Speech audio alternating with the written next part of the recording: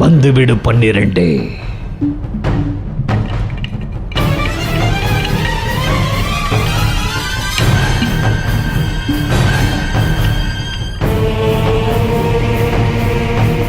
பகடை 12.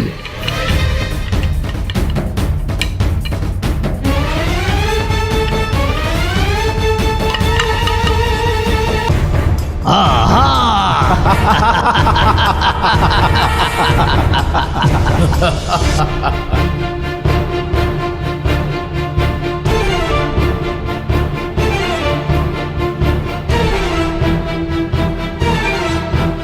சக்கரவர்த்திகளே 12.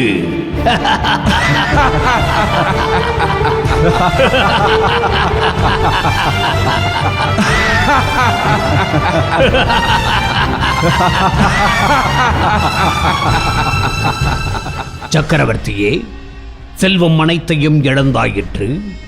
இனியும் இழப்பதற்கு ஏதேனும் உண்டா தங்களிடம்? இனி என்ன செய்வதாக உத்தேசம்? மாமா, பாவம் பாண்டவர்கள் பிழைத்து போகட்டும். ஆட்டத்தை இத்தோடு முடித்துக் கொள்வோம். துரியோதனா, உன் கரிசனம் எங்களுக்கு தேவையற்றது. தொடர்ந்து விளையாடலாம்.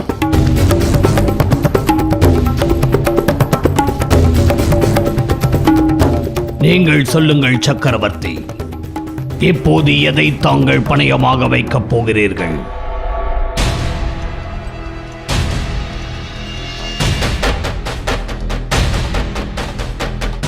என் வசம் உள்ள நாடுகள், நகரங்கள், கிராமங்கள், அங்கு வசிக்கும் என் குடிமக்கள் உட்பட இந்திரபிரஸ்த சாம்ராஜ்யத்தை நான் பணயமாக வைக்கிறேன்.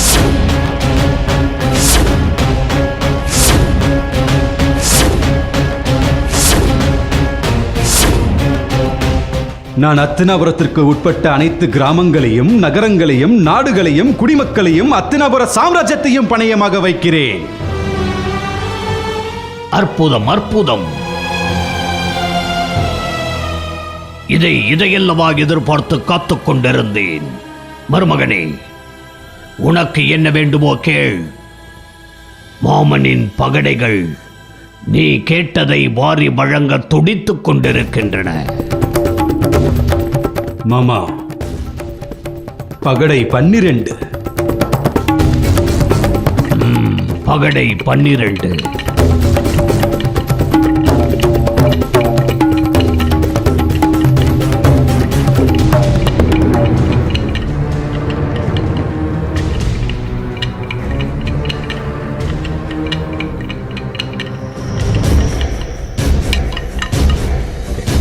பன்னிரண்டு.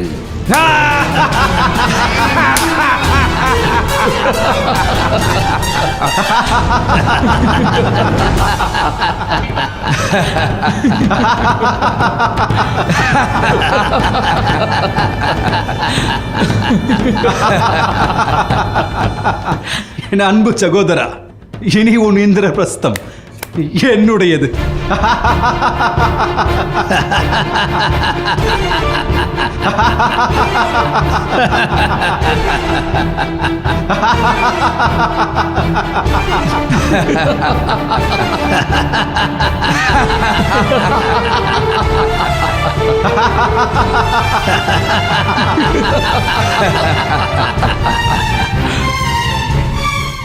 தர்மா, நீ இப்போது சக்கரவர்த்தி அல்ல, சாதாரண குடிமகன். அதிலும் எந்த நாட்டைச் சேர்ந்த குடிமகன் என்று கூட தெரியாத அவலமான நிலையில் இருக்கிறாய்.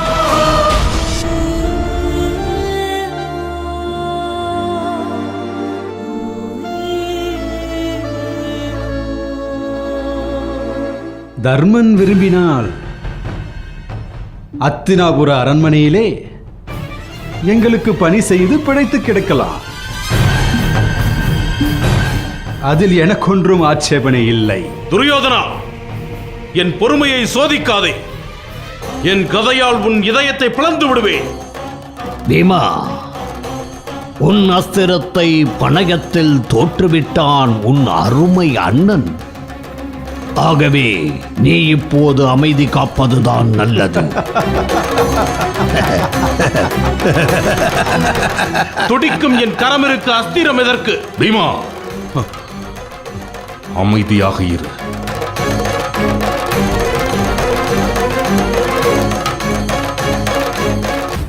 சக்கரவர்த்தி தர்மன் அவர்களே, இல்லை இல்லை, நீதான் இப்போது சகலத்தையும் பறிகொடுத்து விட்டு ஆண்டியாக நிற்கிறாயே.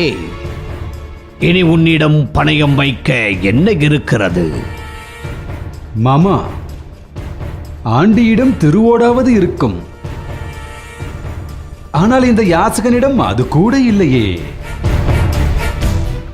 இவனோடு சரிக்கு சமமாக அமர்ந்து சூதாடினால் இந்திரபிரஸ்தத்தின் சக்கரவர்த்தியான எனக்கு தானே அவமானம்.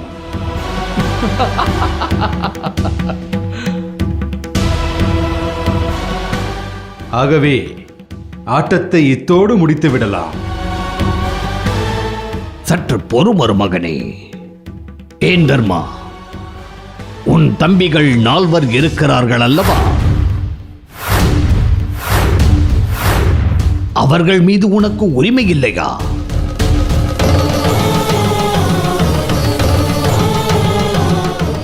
அவர்கள் உன் சொல்லுக்கு கட்டுப்படுவார்கள் என்பதெல்லாம் வெற்று பொய்யா?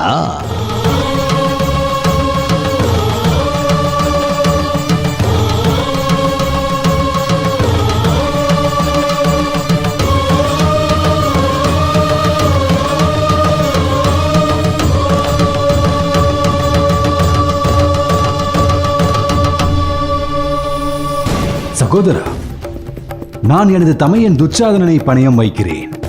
நீ உனது தமையன்களில் ஒருவரை பணயம் வை. ஒருவேளை நீ வெற்றி பெற்றால் இதுவரை நீ இழந்த செல்வங்கள், கருவூலம், படை பரிவாரங்கள், நாடு நகரங்கள் என அனைத்தையும் திருப்பி தந்து விடுகிறேன். என்ன சொல்கிறாய்?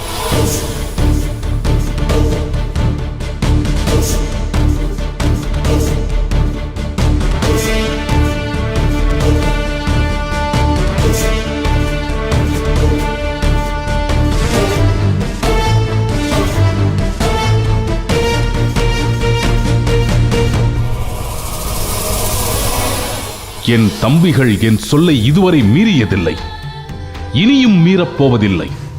சிங்கம் போன்ற தோள்களும், நீண்ட கரங்களும், சிவந்த கண்களும், பாணபட்சி சாஸ்திரத்தில் நிகரற்ற திறமை கொண்ட எனதருமை தம்பி நகுலனை நான் பணயமாக வைக்கிறேன்.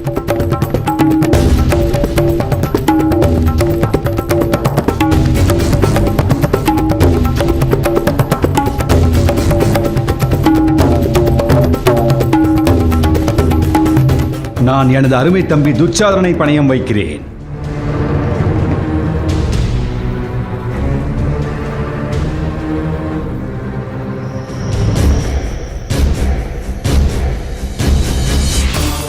அரசே,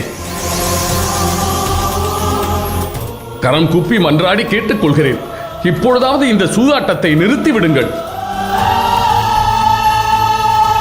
ஏனென்றால் கேளிக்கை என்ற எல்லையை தாண்டி விபரீதம் என்ற எல்லையை நோக்கி சென்று கொண்டிருக்கிறது. பொருட்கள் நாம் சம்பாதிப்பது, உறவுகள் நமக்கு கடவுள் கொடுத்த கொடை, அது தானாக அமைவது. தந்தையே, நாளை ஒரு நாள் நான் சொல்வதை மட்டுமே நீங்கள் செய்ய வேண்டும். சூதாட்டத்தில் என்ன நடந்தாலும் சரி, என்னை தடுக்கப் போவதில்லை என்று சத்தியம் செய்யுங்கள். துரியோதனா, நான் அரசன். என்னால் இப்படி ஒரு சத்தியத்தை செய்து கொடுக்க இயலாது. நான் அரசரிடம் கேட்கவில்லை, தந்தையிடம் கேட்கிறேன். துரியோதனன் உங்களுக்கு உயிரோடு வேண்டுமா வேண்டாமா?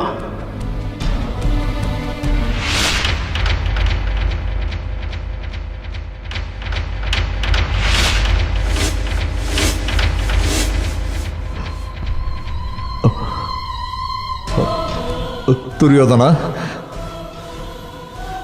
உனக்கு வாக்களிக்கிறேன். நாளை சூதாட்ட அரங்கில் என்ன நடந்தாலும் உயிரற்ற சடலமாக அமர்ந்திருப்பேன். போதுமா? போதுமா துரியோதனா? கங்கை மைந்தரே, பணயம் ஏற்கனவே வைக்கப்பட்டு விட்டது. இப்போது ஆட்டத்தை நிறுத்த சொன்னால் எப்படி?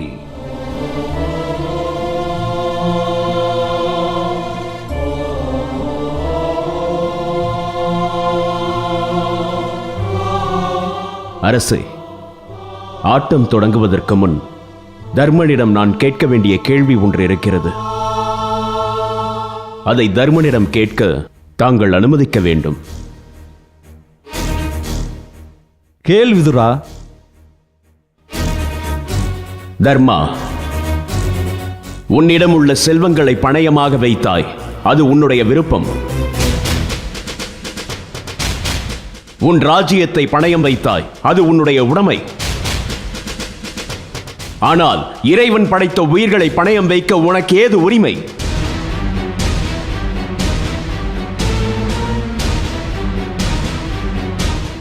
மகாமந்திரி ஒரு விஷயத்தை மறந்துவிட்டார் போலிருக்கிறது.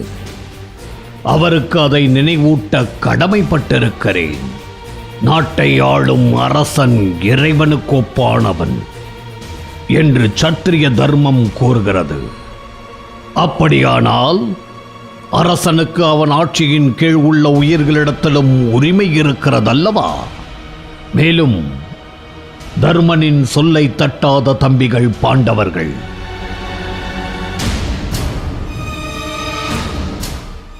அவர்களிடத்தில் தர்மனுக்கு உரிமை இருக்கிறதா இல்லையா?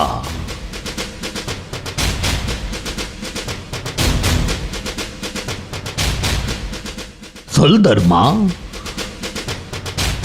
உனக்கு உன் தம்பிகளிடத்தில் உரிமை இருக்கிறதா இல்லையா? அண்ணா, நான் என்றும் தங்களுக்கு கட்டுப்பட்டவன். நான் பணைய பொருளாக இருக்க சம்மதிக்கிறேன்.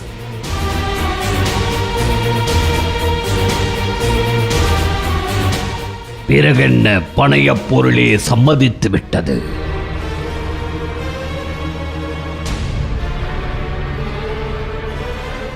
தர்மா, பகடையை உருட்டட்டுமா?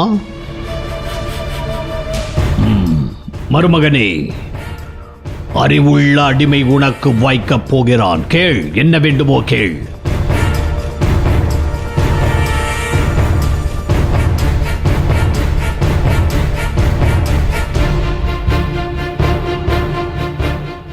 மாமா,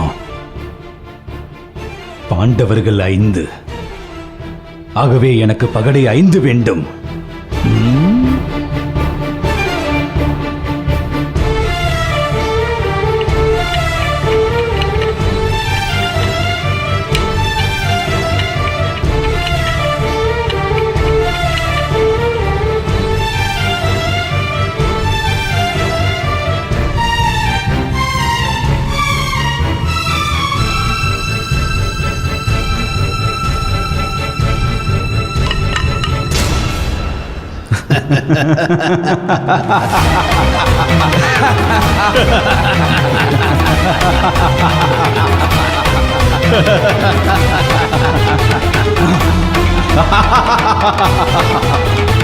அடிமை நகுலனே, உனது சிரசில் இருக்கும் மணிமுடியை அகற்று.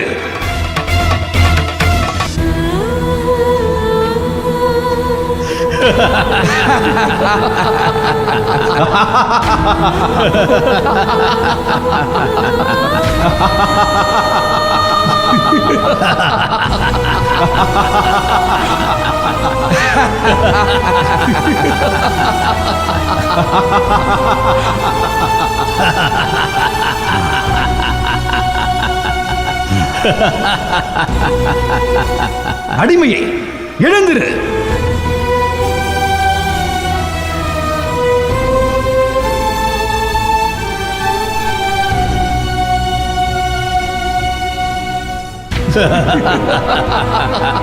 அவை நடுவே சென்று மண்டியிடு.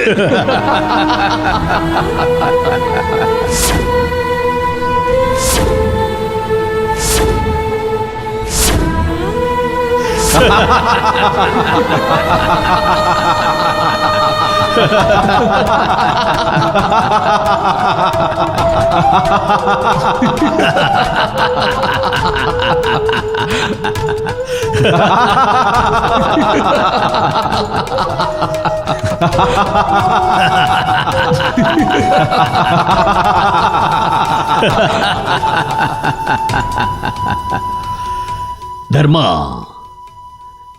இன்னும் உன்னிடத்தில் பணயம் வைக்க அநேக பொருட்கள் இருக்கின்றன.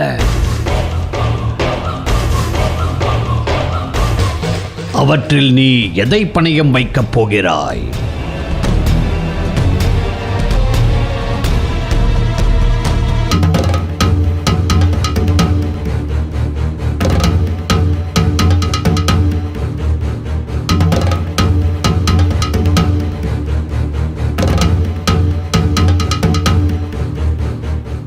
தர்ம சாஸ்திரங்களில் வல்லவன்,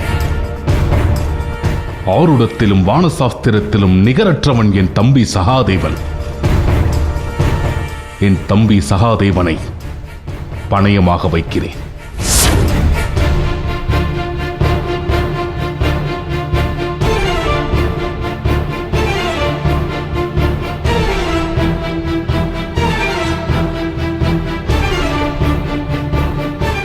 ஆஹா, அருமை அருமை துரியோதனா! இனி உனக்கு நல்ல நாள் குறிக்க, நட்சத்திரம் பார்க்க, ஜோதிடம் கணிக்க உன் வசம் ஒரு அடிமை உள்ளான் என்று எண்ணிக்கொள்.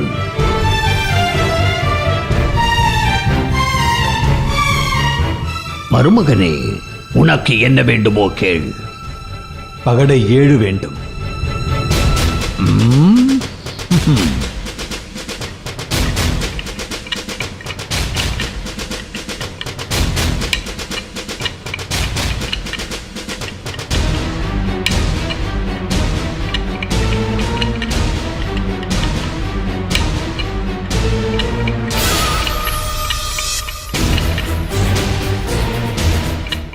ஏழு.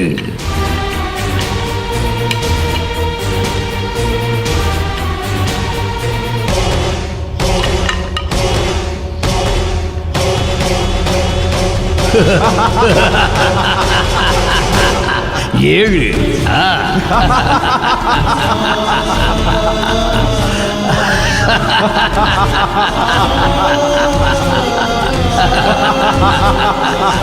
சாஸ்திர ஞானியான சகாதேவன் இனி உன் அடிமை துரியோதனா, உன் அடிமை.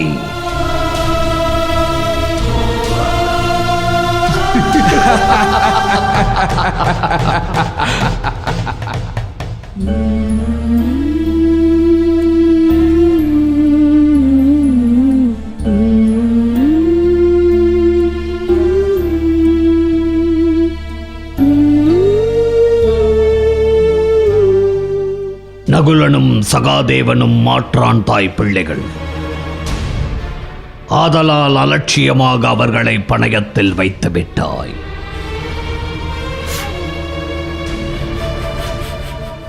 ஆனால் உன் உடன் பிறந்த சகோதரர்களான பீமனும் அர்ஜுனனும் வீரத்தில் உனக்கும் மேம்பட்டவர்கள். அவர்கள் உனக்கு கட்டுப்படுவார்களா?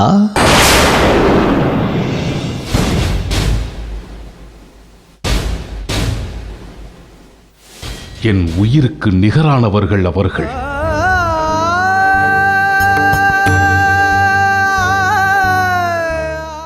என் உடலில் உயிர் உள்ளவரை அவர்கள் என் சொல்லுக்கு செவிசாய்ப்பார்கள். எதற்கும் அவர்களிடம் ஒரு வார்த்தை கேட்டுவிடு தர்மா. மாமா, நாட்டை இழந்திருக்கலாம், நகரங்களை இழந்திருக்கலாம், அளவில்லா செல்வங்களையும் இழந்திருக்கலாம். ஆனால் பாண்டவர்களாகிய நாங்கள் ஒற்றுமையை மட்டும் என்றும் இழக்க மாட்டோம். ஒத்த மனமுள்ள எங்களுக்குள் மித்திரபேதம் செய்ய எண்ணாதீர்கள். என் தம்பிகளிடம் கேட்க வேண்டிய அவசியமில்லை.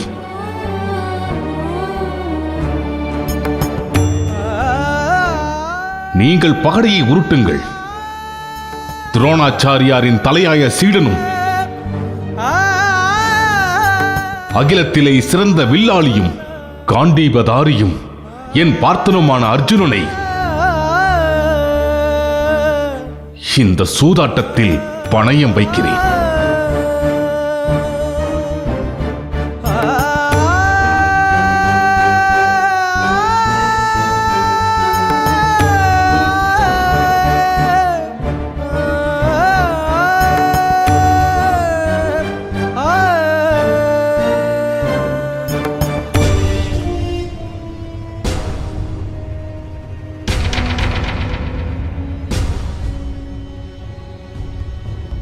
உலகின் மிகச் சிறந்த வில்லாளி உனக்கு அடிமையாக காத்திருக்கிறான். மருமகனே, உனக்கு என்ன வேண்டும் கேள்.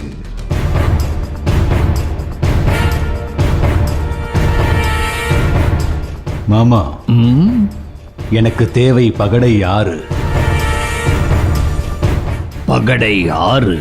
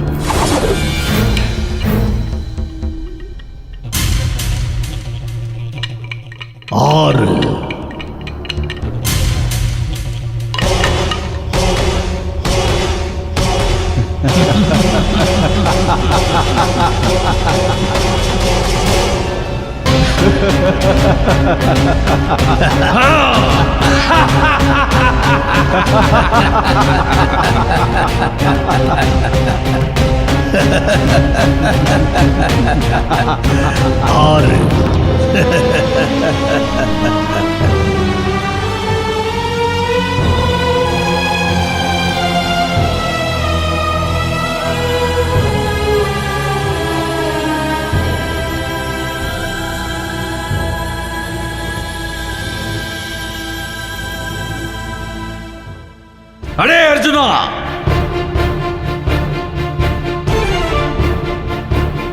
நீ இப்போது என் நண்பன் துரியோதனனுக்கு அடிமை.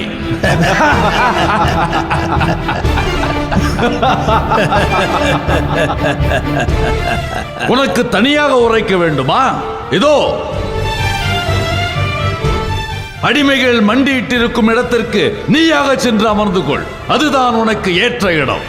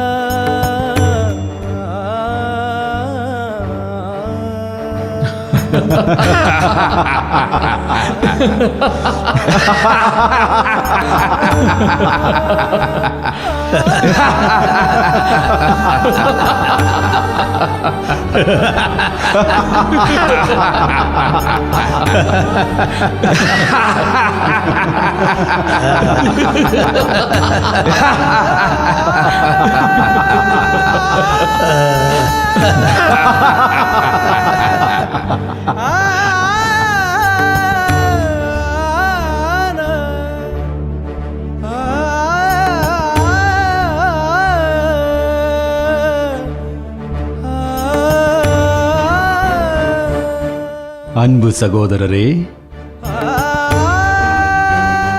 இனி யாரை பணயமாக வைக்கப் போகிறீர்? உண்பதற்காகவே பிறப்பெடுத்த பீமனையா?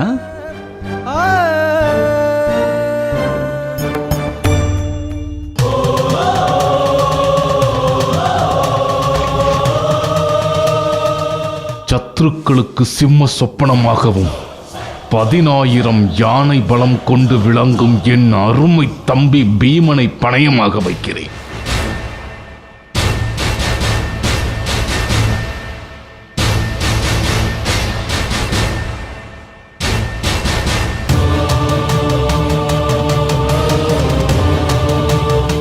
மாவீரன் பீமன் ஒரு பணயப் பொருள்.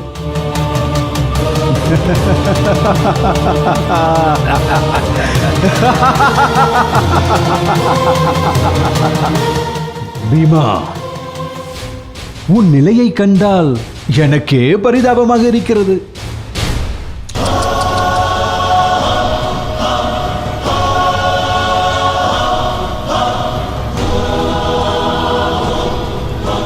மருமகனே, உனக்கு என்ன வேண்டும் கேள். பிருகோதரனை வென்று உன் காலடியில் சமர்ப்பிக்கிறேன். மாமா, பகடை 12.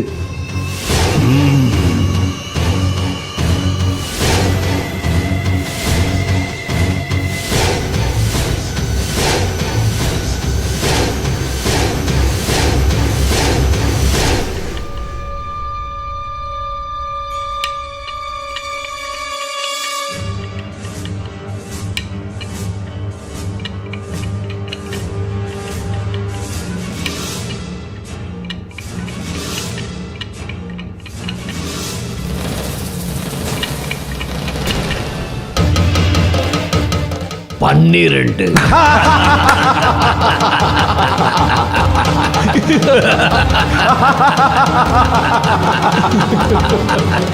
பீமா,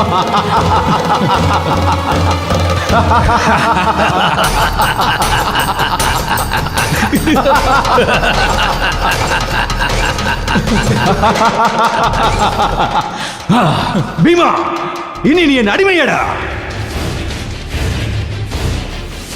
கதை ஏந்திய தினவெடுத்த கரங்கள் இனி என் கால்களை பிடிக்கும்.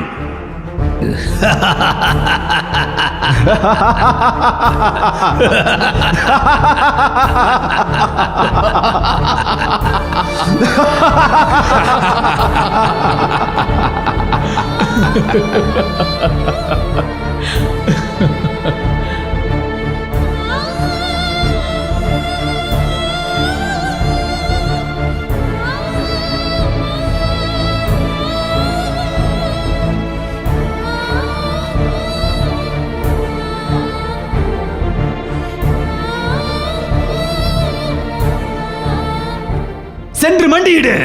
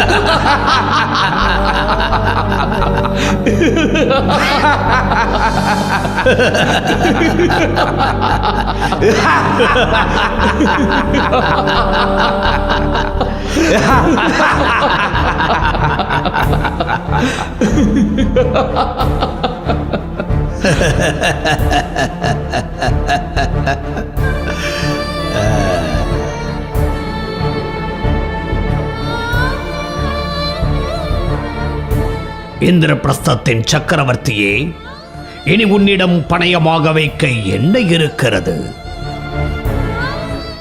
என் செல்வத்தை இழந்த போது, எனது நாட்டை இழந்த போது நான் எதையும் இழந்ததாக உணரவில்லை.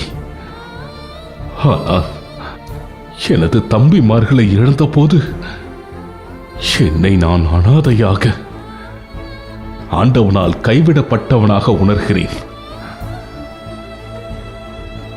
பணயம் வைக்க இப்போது என்னிடம் ஏதும் இல்லை. அப்படி கூறாதே தர்மா. ஆண்டவன் என்றும் நல்லவர்களை கைவிடுவதில்லை. இப்போது பணயம் வைக்க நீ இருக்கிறாய்.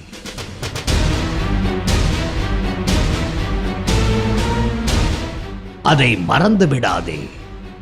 நீ அணிந்திருக்கும் ஆடைகளா?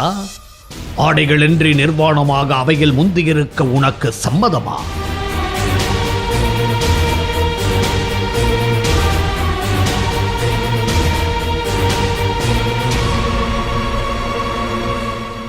மாமா, என் தம்பிகள் யாவரையும் இழந்தாலும் என்னை நான் இழக்கவில்லை. இப்போது என்னையே நான் இந்த சூதாட்டத்தில் பணயமாக வைக்கிறேன்.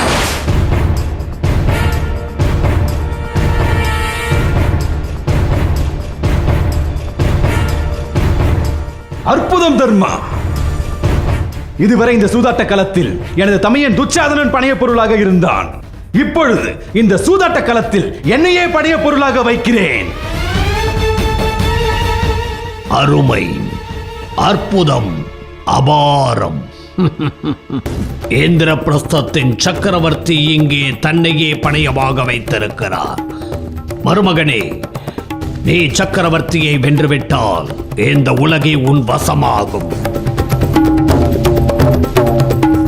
கேள், உனக்கு என்ன வேண்டும்?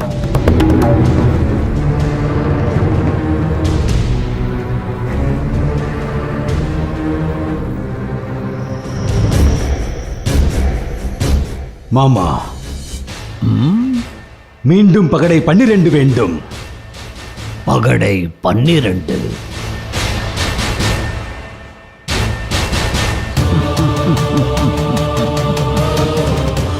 பகடை 12.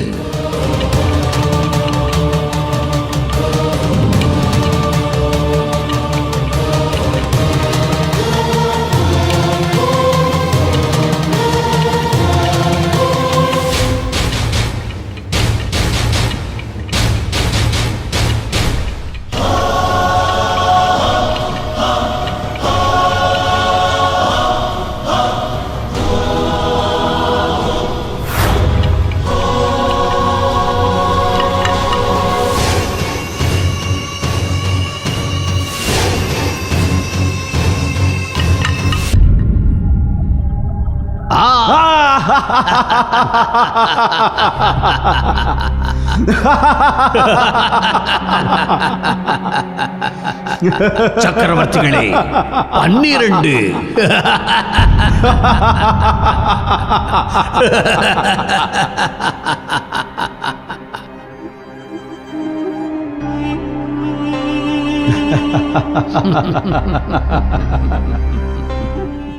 தர்மா, என் ஜென்ம சத்ருவே, இன்றிலிருந்து நீ என் அடிமை. இந்த நாளுக்காக தானடா இத்தனை நாள் காத்துக் கொண்டிருந்தேன். இன்றிலிருந்து நீ என் அடிமை.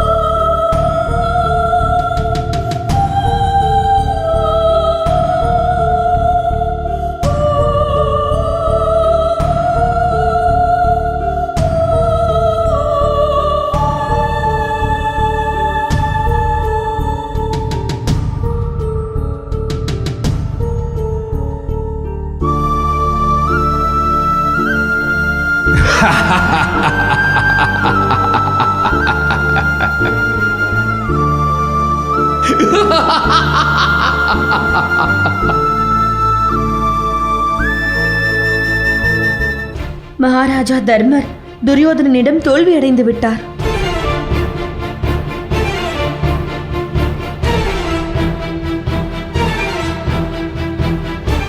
துரியோதனா, என் தோல்வியை நான் தலைவணங்கி ஒப்புக்கொள்கிறேன்.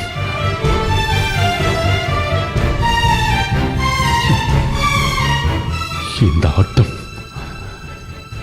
இத்தோடு முடியத்தான் வேண்டும்.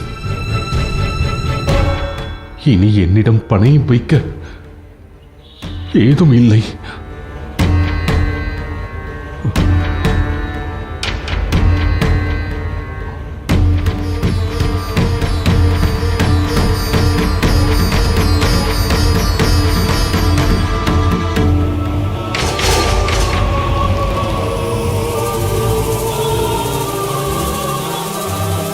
ஏன் இல்லை தர்மா? ஏன் இல்லை?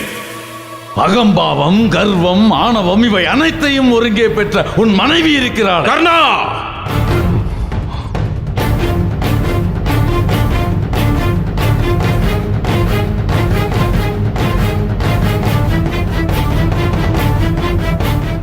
உன் நீச எண்ணத்தை நிறுத்துங்கள். நீங்கள் அனைவரும் அடிமைகள், என் நண்பனின் அடிமைகள். மண்டியிடுங்கள். என்ன சகுனி மாமா, நான் சொல்வது சரிதானே? முற்றிலும் சரி.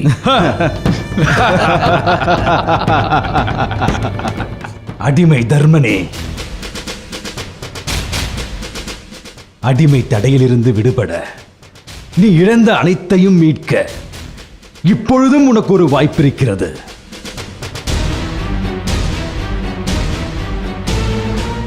சூதில் பணயமாக உன் மனைவி திரௌபதியை வைக்கிறாயா?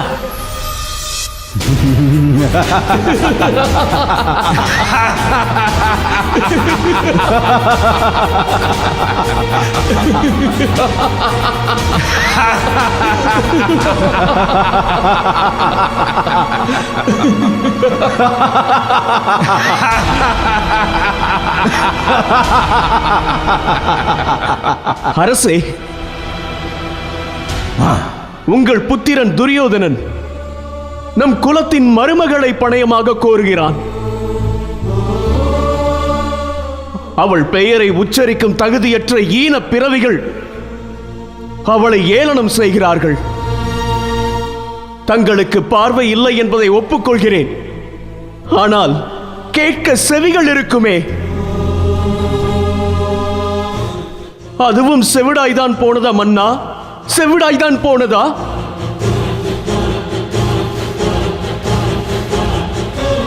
அரசே, தங்களின் மகன் துரியோதனன் இழைத்துக் கொண்டிருக்கும் தவறை தடுத்து நிறுத்துங்கள். இல்லையேல் அந்த துஷ்டன் குரு வம்சத்தையே அழித்து விடுவான். இவன் புரியும் பாவம் குரு வம்சத்தின் மீது கரிபோல் படிந்து கொண்டிருக்கிறது. இதை நீங்கள் தடுக்காவிட்டால் கங்கை நதியால் கூட இந்த கலங்கத்தை கழுவ முடியாமல் போய்விடும். அரசே, அரசே, தாங்கள் புத்திர பாசத்தால் மறுக்கிறீர்கள். பேராசை பிடித்த இந்த கொள்ளை கூட்டத்தை அவையை விட்டு உடனே வெளியேற்றுங்கள். மாமன்னா, உங்களை நான் கடுமையாக எச்சரிக்கிறேன். இந்த சூதாட்டத்தை இத்தோடு நிறுத்துங்கள். இல்லையே குரு வம்சத்தின் சரித்திரம் என்றென்றும் உங்களை மன்னிக்காது. சித்தப்பா, நிறுத்துங்கள். அத்தினாபுரத்தின் பேரரசர் வருங்கால சரித்திரத்திடம் மன்னிப்பு கோர வேண்டிய அவசியம் இல்லை. வருங்கால சரித்திரம் என்பது அரசரின் செல்வாக்குக்கு உட்பட்டது, அரசரின் அடிமை போன்றது.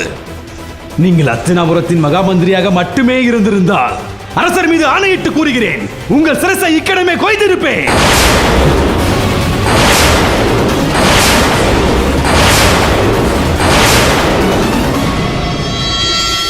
நீங்கள் என் தந்தையுடன் உடன் பிறந்தவர், இருப்பினும் எங்களை வஞ்சித்துக் கொண்டே இருக்கிறீர்.